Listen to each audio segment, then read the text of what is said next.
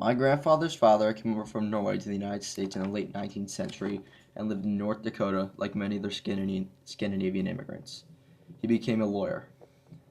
My grandfather was born in 1919 and grew up in Grand Forks, North Dakota.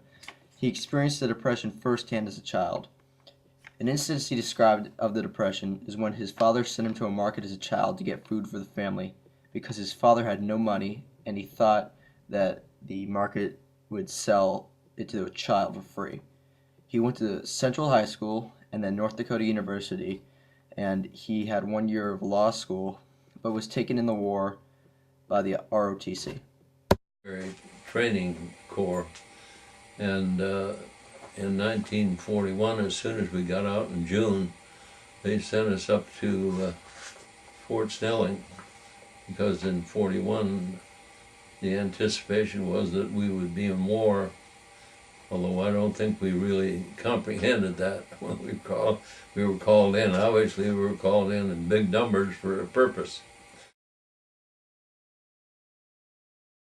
He was in the 23rd Infantry in the 2nd Division during World War II.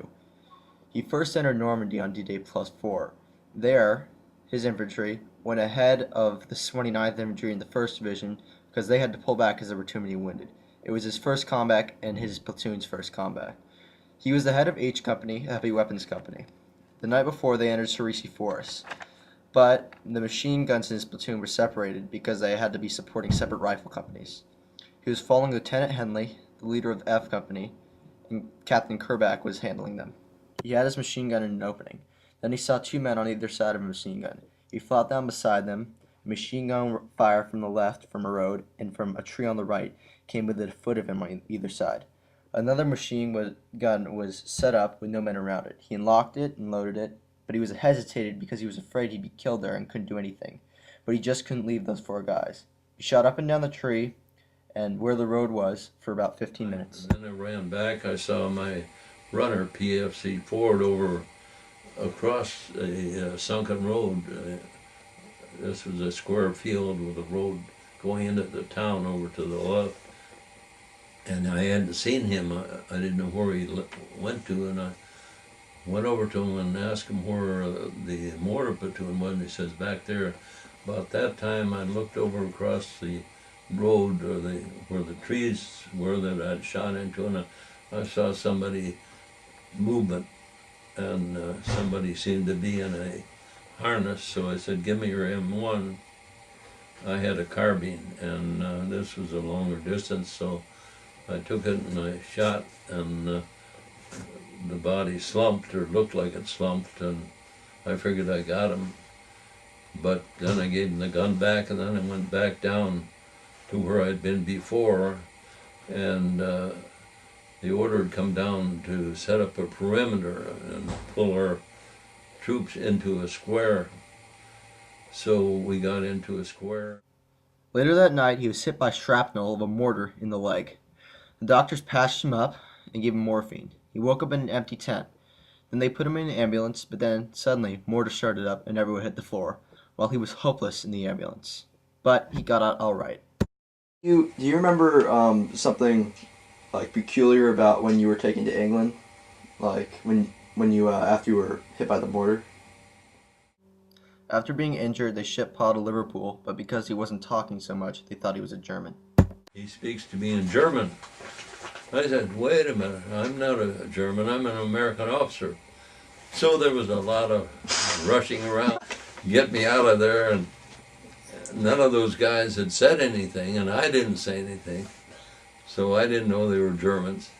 So they put me on another ward, which had Americans in it. I came back after about 3 months with another company commander, and I was given another company, C Company, rifle company, and then I was in the Siegfried line. He stayed with the reserves after World War II, and then in the Korean War, they called 30 majors to serve. He was one of them. He was flown over to Japan, but only 5 of the 30 majors went to combat. He was one of them. He was the S3 of the 2nd Battalion of the 15th Infantry, which is part of the 3rd Division. I was the operations officer, and I had probably 3 different commanders. One of the best ones is the last one, Colonel Roy, and he volunteered to take over the battalion. He'd been the athletic officer for the division, but he had combat experience in India. Outpost Harry was what it was called, and the battalion that was next to us or took over from us was the operations officer was General Eisenhower's son, and he was the same status I was, but they took over our position. And at that point, when they were about to move in, the Chinese made another attack to take back the outpost, and that's written up as the Battle of Outpost Harry. And I was the operations officer, and the colonel was down taking munitions and barbed wire and so forth up to rebuild Outpost Harry. And he called me on the phone and said they can see me coming up with the Korean kusas, Korean service workers, bringing the munitions and barbed wire and so forth up to reinforce that outpost.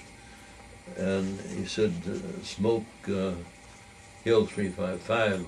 So I called the 4.2 mortars, which are big mortars, and they got that smoke out there before he could even hang up his phone.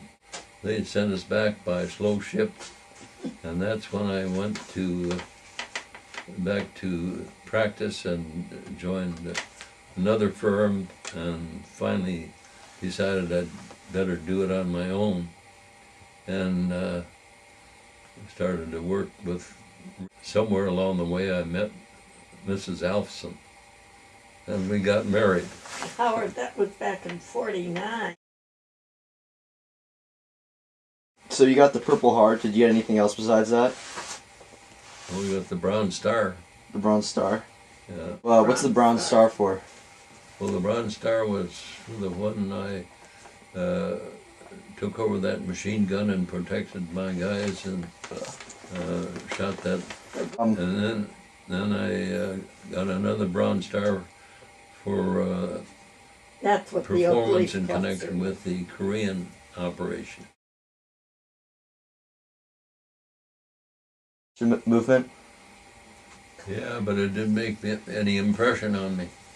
Yeah. I mean, I thought it was disturbing that things had gotten to such a bad condition, but I don't recall having very outgoing concerns about it.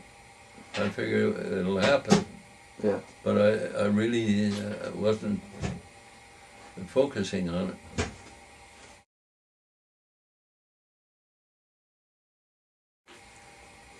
Do you remember the Kennedy assassination? Well, I remember it happening, and again, it was very not comprehend somebody shooting the President of the United States. It just was unbelievable, and that's the status that I felt about it.